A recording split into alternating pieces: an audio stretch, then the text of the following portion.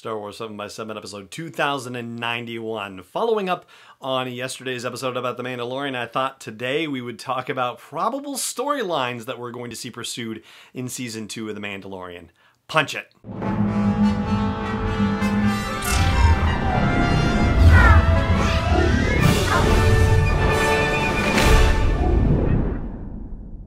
Hey Rebel Rouser, I'm Alan Voivod, and this is Star Wars 7x7, your daily dose of Star Wars joy. Thank you so much for joining me for this episode. So, Mandalorian Season 2, yeah, there are probably a couple of very obvious storylines that will be pursued, and, you know, a few not so obvious ones. I thought we would talk about what we're likely to see in Season 2, and we'll jump between some of the more and less obvious options. The first one that occurred to me to mention, which is probably one of the not so obvious ones, is related to the Bounty Hunters Guild. So we know at the end of Season 1, the Bounty Hunters Guild was essentially in disarray for all intents and purposes, and Greef Karga was going to have to reform the guild. We found out that after the Imperials arrived on Navarro and stormed the planet and stormed the Mandalorian covert, that the Bounty Hunters Guild basically melted away. That was the way that Greef Karga put it. But he's ready to get started again, and of course the Mandalorian is going to have the pick of the bounties, and potentially Cara Dune will be involved in this as well. Her fate is still a little bit unknown in that regard. We don't know which way she's going to go, but it kind of makes sense that she might consider pursuing that, especially since she was doing mercenary work after her departure from the New Republic. But that actually leads me to another storyline that I think might end up coming back around in Season 2, and that is Cara Dune's checkered past. We know that she was a rebel shock trooper, and we know that she's known to the Empire for being in that role. We also know that she left the New Republic and became a mercenary, and in the episode where she first meets the Mandalorian, she initially thinks that he is there to collect a bounty on her. So we know that there's a bounty on her head, which is something that maybe Greef Karga would be able to address, but I'm sure that Greef Karga's guild is not the only guild of bounty hunters out there or organization of bounty hunters. And so, you know, something relating to the bounty on her head and why it was put on there in the first place could well be enough to, you know, take care of a whole episode of The Mandalorian at the very least, give us that backstory.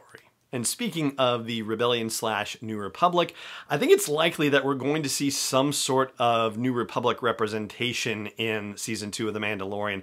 Obviously, it wasn't there in Season 1, and that's sort of the whole philosophy of the show, that they're in the Outer Rim and the New Republic isn't there yet. In fact, The Mandalorian refers to the New Republic as a joke for all intents and purposes in Season 1, but as The Mandalorian is going to have to start, you know, getting out into the wider galaxy, I have the sense that the New Republic is going to appear in some form or fashion in the upcoming season.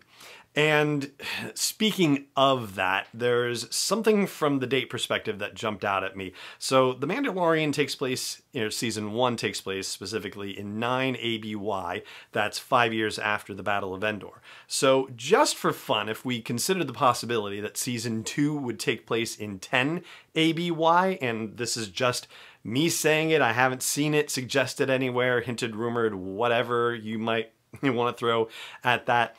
If we considered that Season 2 might take place in 10 ABY, I looked at Wikipedia, and there's not a lot going on in Star Wars history in either of those years, but there is a notable death in 10 ABY, and it's the death of Shara Bey, who happens to be the mother of Poe Dameron. And Poe Dameron himself would be 8 years old in 10 ABY, so we would see potentially a young Poe Dameron and perhaps his dad, Kes Dameron, as well. Yeah, that's something that could be seen because we know that Shara's death takes place in 10 ABY, but beyond that, who knows? That's just something fun to consider as a possibility. There's two particular storylines, though, that, you know, we haven't talked about that are patently obvious. One of them is the Mandalorian going on the search for Jedi to whom he can entrust the child with. And, you know, I was looking at, you know, the timeline stuff like I just mentioned to you. There's no indication of what Luke Skywalker was doing at that time, which presumes that he was on the search for Jedi and Sith information. It's too soon for him to be on the hunt for Exegol and Pisana, and it's, 6 years before he agrees to train Ben Solo.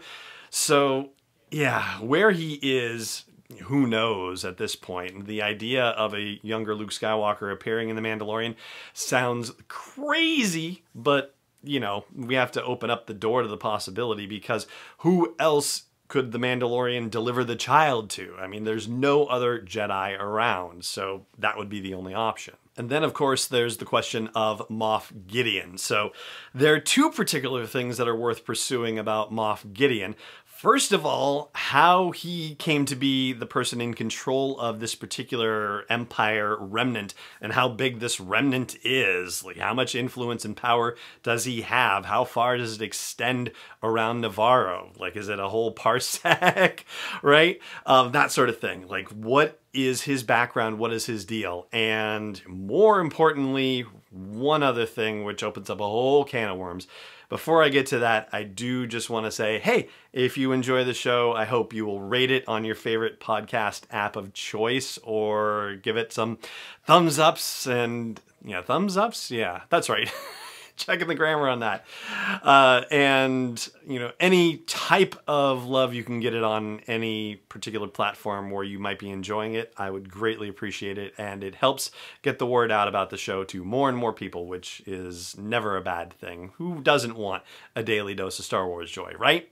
So the other thing is that Darksaber business, okay? So the Darksaber, the last time we saw it in terms of Star Wars continuity was in 2 ABY, and that was during Star Wars Rebels, the cartoon series, and it was in the hands of Bo-Katan, who was a Mandalorian.